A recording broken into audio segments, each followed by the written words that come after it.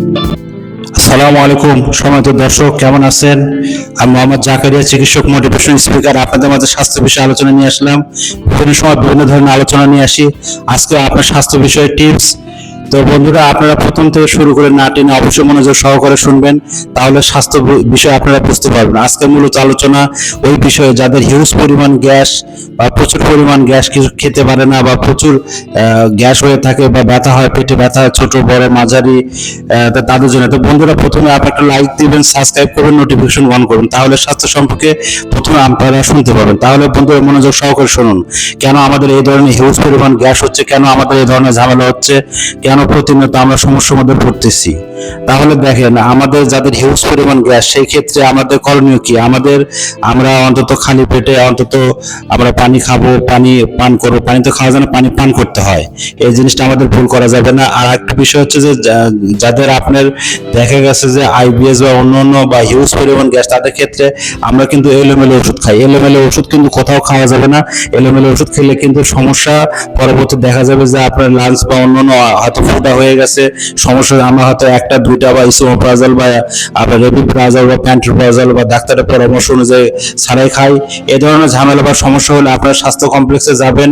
এলোমেলো ওষুধ খাবেন না। এলোমেলো ওষুধ খেলে কিন্তু আপনি ঝুঁকির মধ্যে পড়ে যাবেন। আর অত আপনি হিউজ পরিমাণ গ্যাস খেলে কিন্তু সেই ক্ষেত্রে কিন্তু আপনার পুরুষদের যে হরমোন থাকে, সেই হরমোনটা কমে যায়, টেস্টোস্টেরন হরমোনটা কমে যায়।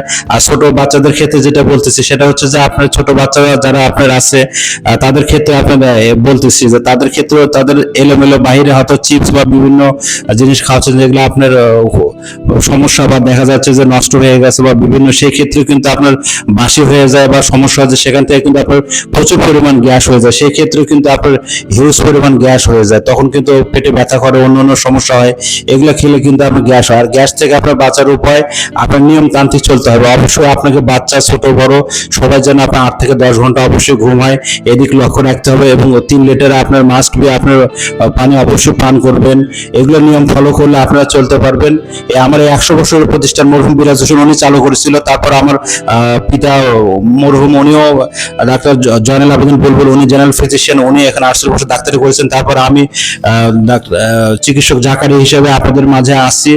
বিভিন্ন টাইপের বিভিন্ন সময় বিভিন্ন ভিডিও দিয়ে আমাদের চ্যানেলে ঢুকবেন এবং অবশ্যই সাবস্ক্রাইব করবেন, নোটিফিকেশন অন করবেন, তাহলে স্বাস্থ্য বিষয় আপনাদের মাঝে চলে যাবে।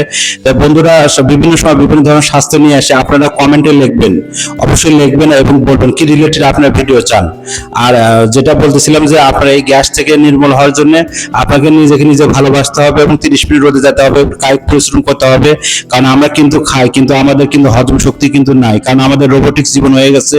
আমি অন্যান্য ভিডিওতে বলেছি যে বন্ধুরা, আপনারা এইভাবে নিয়মে অনিয়মে চললে কিন্তু আপনাদের লাইফস্টাইল কিন্তু ক্ষতি হয়ে যাবে।